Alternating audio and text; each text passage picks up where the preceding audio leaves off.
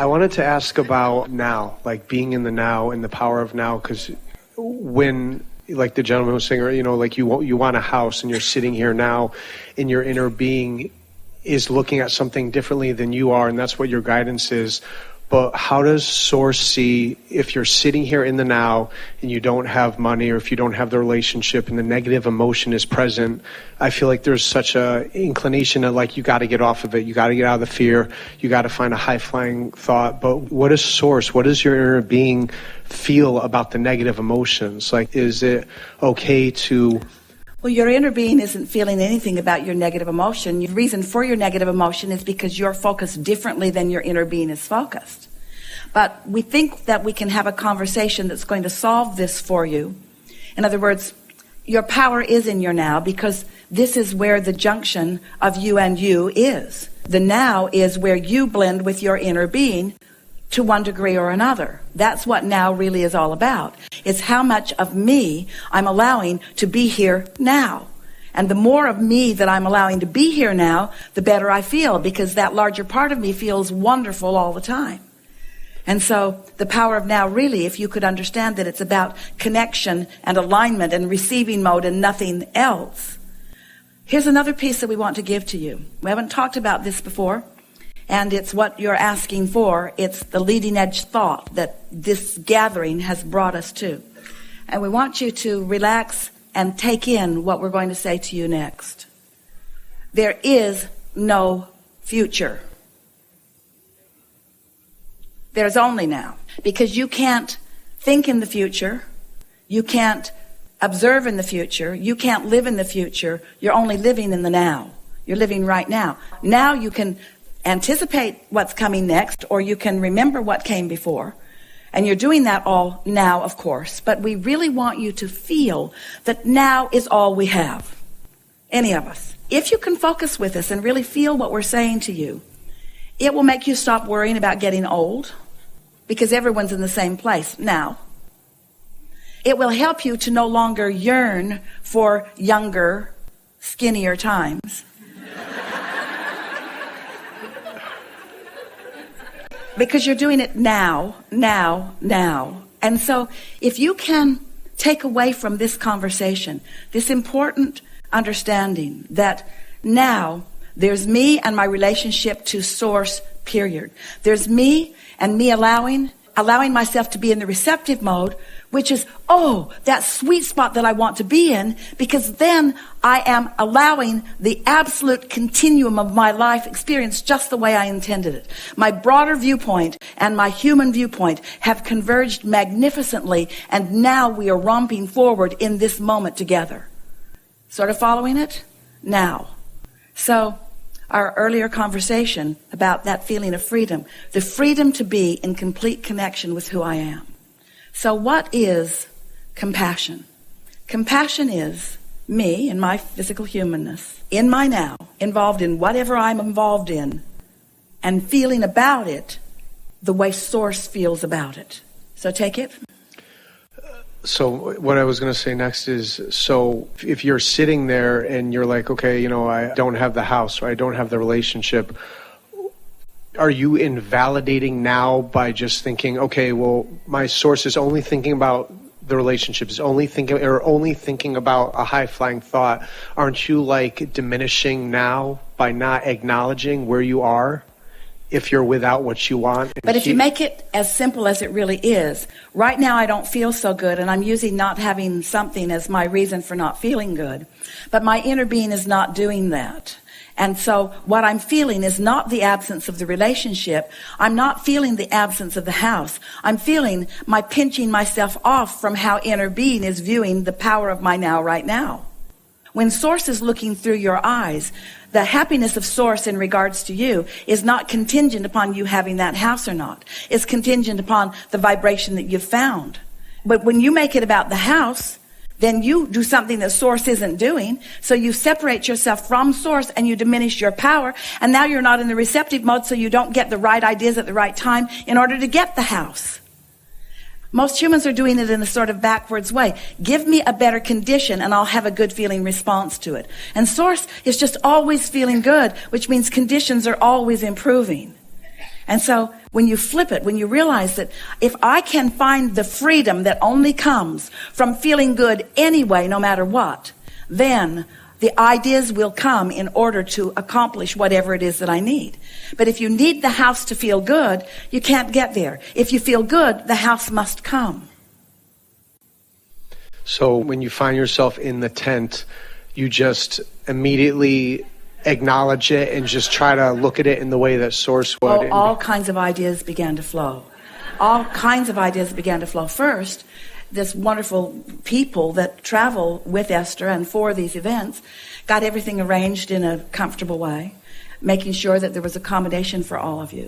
And then the consideration about what to do about the heating and cooling. It's something that's sort of manually operated. In other words, everyone sort of jumped into place. Everyone's walking around with headphones. We do not believe that this hotel staff has ever been so attentive to anything ever than the power of the desire that was offered from everyone that was involved, and feel how things are sort of beginning to come into alignment. The tent doesn't seem so bad now, does it? There's an occasional motorcycle, and the man on the mower is bound and gagged and in the bushes over there.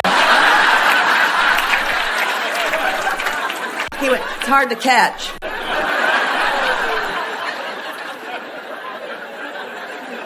Thank you. So did we get there? Yeah. So when we say to you that there is no future,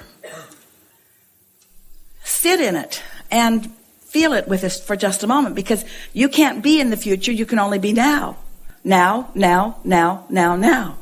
And in your now, there are only two choices: alignment with broader perspective or not.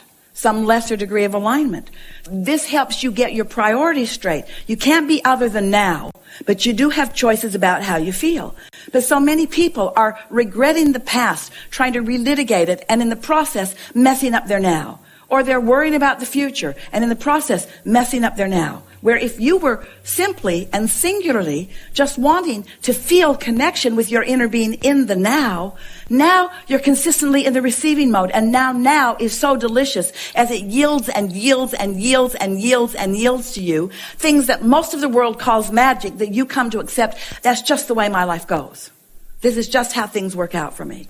Everything is always working out for me. No matter what my perspective of it is, things are always working out for me, because that is the way that it is.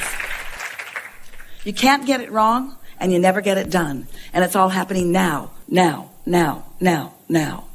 So when you accept it as your responsibility or your choice or your gift or your lovely option of choosing freedom or bondage, choosing to feel good or bad, choosing to feel a little better or choosing to feel a little worse, as you strive for the way the source within you is looking at something. Esther said to herself this morning, and she's been saying it over the last few days, it's not possible for bad things to be happening to me. It's not possible for anything other than well-being to be happening to me. So no matter what's happening, it's well-being, whether I can see that it's well-being or not. And that's the thing. That makes some of you say, oh, well, Abraham's just trying to get us to be delusional. They're trying to get us to ignore what's really going on and pretend that it is a way that it isn't. We're not asking you to pretend that a way that it isn't. We're asking you to try to see the way that it really is.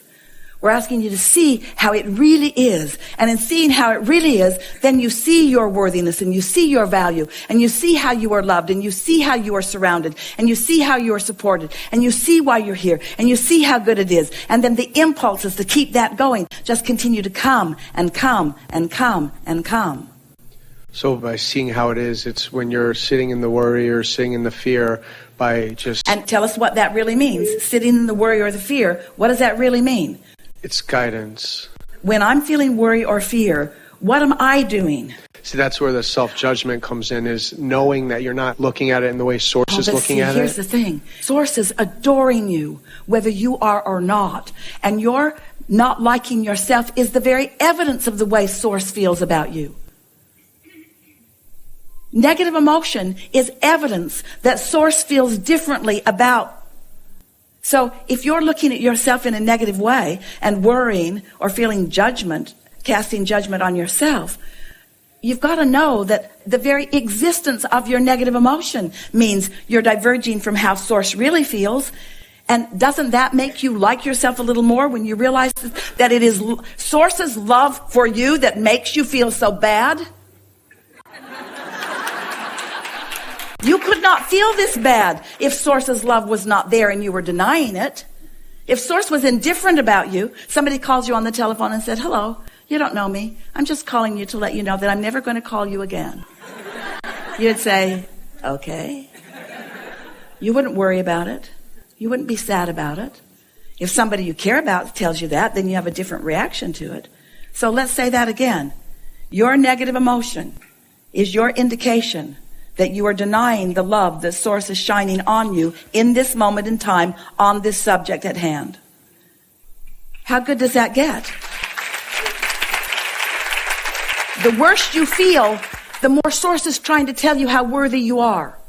The worse you feel, the more it's Source saying things are moving for you in the direction that you want them. Just relax and let it be. But when you hold to that lie or to that flawed premise and deny yourself connection with Source, those feelings can be very strong, can't they? Yeah. Helpful? Yes. Can I ask another question?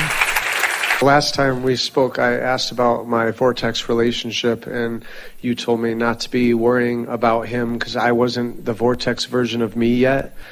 How do I become him? Like, what does that mean? Well, if we were standing in any of your physical shoes, we'd hook up with our own inner being and everything else will follow. Because when you're looking at a manifestation that hasn't come yet, then you're not your Vortex version. Being your Vortex version was the whole conversation that we've been having with you all along. Isn't it?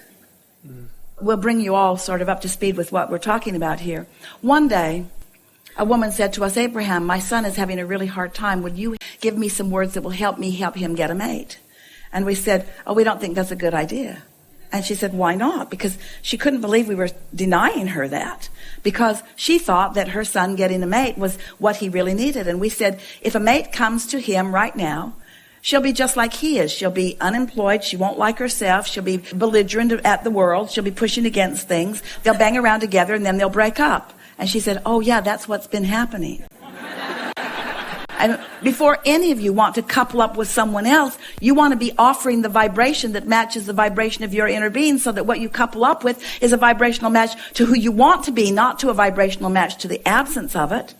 And so the thing that keeps you from finding the relationship you want is your incessant attention to the fact that it hasn't come yet. You cannot focus upon the absence of something. And so you got to get your mind off of that and on something that you can do something about.